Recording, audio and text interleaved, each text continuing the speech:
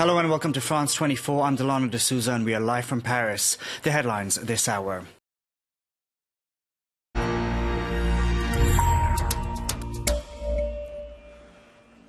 We begin here in France, where after 2 days of questioning, former President Nicolas Sarkozy has been placed under investigation. You say it's spontaneous, but he did have a gun, presumably, with him at the supermarket. That's how he was able to hold hostages. This march is taking place blocks away from the White House, but the U.S. President Donald Trump isn't there, is he?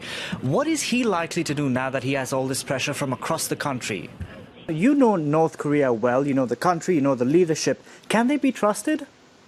Demonetization caused chaos. We all saw the lines. Yet the government said this was needed to formalize the economy and bring more people under the tax net. What has demonetization achieved? Have more people come under the tax net? First of all, your premise is wrong. It never brought chaos. Now imagine going to a grocery store, but there's no cashier and no checkout line. It may sound like you're stealing, but you're actually not. Now let's talk about your union, the CGT. They've called for a third strike against planned reforms to the labor code. Other unions, the largest union, the CFDT, say they want dialogue. Why is the CGT so resistant to change? Take a look at the unemployment rate at 13.2% versus 17.2% in the rest of the country. So more people working in Catalonia than the rest of the country. It was a thumbs down for Facebook at the close on Wall Street.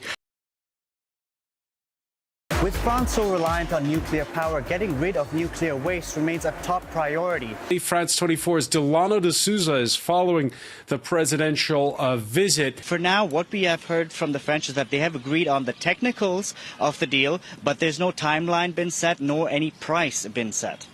Now, while all countries gathered here at the International Solar Alliance Summit do agree that solar energy is the way forward for their countries and the future, financing remains a big question mark. Emmanuel Macron is set to wrap up his 3-day visit here in India with a final press conference. With regards to the situation in Syria, India has great relations with Russia and Iran, two of the countries involved in the Syrian conflict.